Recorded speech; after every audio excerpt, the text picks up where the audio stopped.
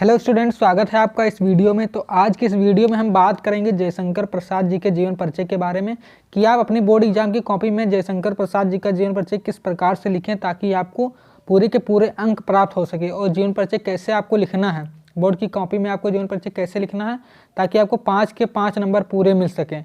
तो इन सभी चीज़ों की चर्चा आज की इस वीडियो में होगी। आपको क्या करना है, आपको बस इस वीडियो को लास्ट तक अच्छे तरीके से देखते हुए चलना है, तभी आप अच्छे से अच्छा लिख पाएंगे। इस जीवन परिचय में बस आपको 6 पॉइंट को ध्यान में रखना है। इसी 6 पॉइंट के ऊपर पूरा जीवन परिचय आधारित है। बस आपको इसी 6 पॉइंट को रट लेना है और ऐसे ही जाकर एग्जाम में लिख देना है। बस ये 6 पॉइंट आपको याद कर लेना है। इसी 6 पॉइंट के परिप्रेक्ष्य में आप पूरा जीवन परिचय लिख सकते हैं और 5 नंबर आपको आसानी से मिल जाएगा। बस आपको इसी 6 पॉइंट को ध्यान में रखना है। तो किसी भी लेखक या कवि का जीवन परिचय लिखते समय सबसे पहले आपको क्या करना है कि यहाँ पर संक्षिप्त परिचय देना है। सबसे पहले हमें संक्षिप्त परिचय देना है और जिस नंबर पर प्रश्न पूछा गया होगा ऐसे प्रश्नोत्तर संख्या डालकर उस लेखक या कवि का जीवन परिचय यहाँ नाम डाल देना है। इधर भी लाइनिंग खींच देनी, इधर भी खींच देनी। बोर्ड परीक्षा की कॉपी में बता रहा हूँ, तो आपको ध्यान में रखना है। फिर संक्षिप्त परिचय में आपको क्या करना है, पहले डालना है नाम, फिर जन्म, फिर जन्म स्थान, पिता, शिक्षा, मृत्यु और रचनाएं। ये हमारे 6 पॉइंट हैं। इसी 6 पॉइंट को आप रट लेना है अच्छी तरीके से। जयशंकर प्रसाद जी के जीवन परिचय के बारे में बस 6 पॉइंट को अच्छी तरीके से रट लेना है। ऐसे किसी भी लेखक या कवि के भी यदि आप लिख रहे हैं तो उसी में 6-7 पॉइंट आपको ऐसे ही रट लेना है, बाकी कुछ नहीं करना है। यदि माता पिता का नाम याद हो तो इसमें डाल सकते हैं, नहीं याद है तो कोई बात नहीं। तो आपको यहाँ पर क्या लिखना है, नाम में हमें डालना है जयशंकर प्रसाद। जन्म सन 1889 ईस्वी में। जन्म स्थान कहाँ पर है, काशी। पिता का नाम देवी प्रसाद। शिक्षा 8वीं तक यानी 8वीं तक पढ़े थे। मृत्यु सन 1937 ईस्वी। रचनाएं चंद्रगुप्त, स्कंदगुप्त, तितली, लहर और लहर आदि।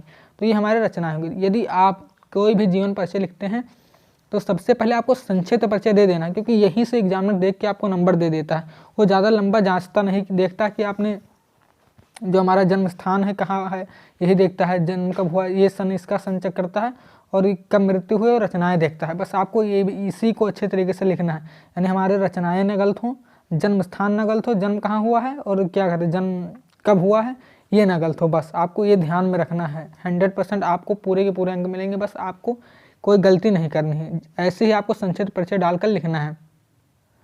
फिर इसे डालने के बाद संक्षिप्त परिचय जब हम दे देंगे उसके बाद हमें क्या करना है, संक्षिप्त परिचय के बाद हमें डालना है हेडिंग जीवन परिचय। ऐसे ही जीवन परिचय आपको डाल देना है। फिर बताना है हिंदी साहित्य के सर्वश्रेष्ठ लेखक। यहाँ देखिए कवि नहीं है, लेखक है, तो आपको लेखक ध्यान में रखना है, मतलब कवि नहीं डालना, ये गलतियाँ नहीं करनी है।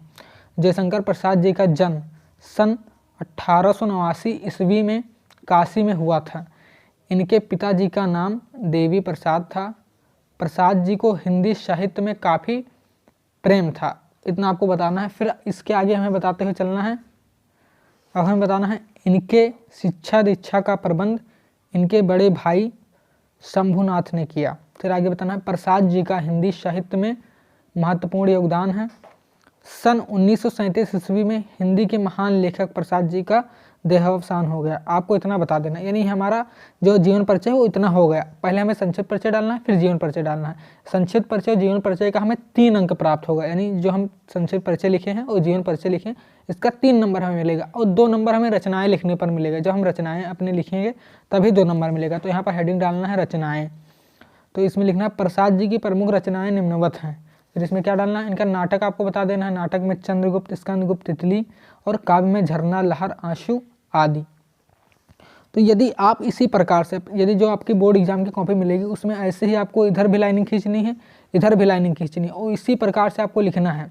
ज़्यादा कोई भी काट छांट नहीं करनी, कुछ भी आपको नहीं करना है। एकदम शॉर्ट तरीके से मैंने बता दिया है। बस आपको ऐसे ही अपनी बोर्ड एग्जाम की कॉपी में लिखना है।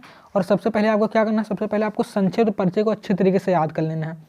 जो हमारा संक्षिप्त परिचय है इसे अच्छी तरीके से याद कर लेना है। संक्षिप्त परिचय को यहीं से आपका एग्जामिनर यही देखता है कि हाँ संक्षिप्त परिचय में, और इसमें क्या क्या गलत नहीं करना है। इनका जन्म कहाँ हुआ, जन्म कब हुआ, फिर कहाँ हुआ, कब हुआ, कहाँ हुआ, मृत्यु और रचनाएं, ये बिल्कुल भी गलत नहीं होना चाहिए। इसको बिल्कुल सही आपको लिखना है। तनिक भी गलती इसमें नहीं होनी चाहिए। जन्म, जन्म स्थान, रचनाएं, मृत्यु में तनिक भी आपको गलती नहीं करनी है। तो आपको ये ध्यान में रखना है। और क्या कहते हैं, संक्षिप्त परिचय के बाद हमें जीवन परिचय डालना है। क्या डालना है, जीवन परिचय। फिर उसके बाद हमें रचनाएं डालना है। तो ये हमारा कुछ इस प्रकार से जीवन परिचय, कोई भी लेखक या कवि का आपको लिखना है तो ऐसे ही लिखना है, इससे कुछ भी मतलब करना नहीं इसके आगे। जो हमारा संक्षिप्त परिचय है वो जीवन परिचय है, 3 नंबर इसका मिलेगा और 2 नंबर हमारे रचनाएं के मिलेंगे, तो आपको ध्यान में रखना है।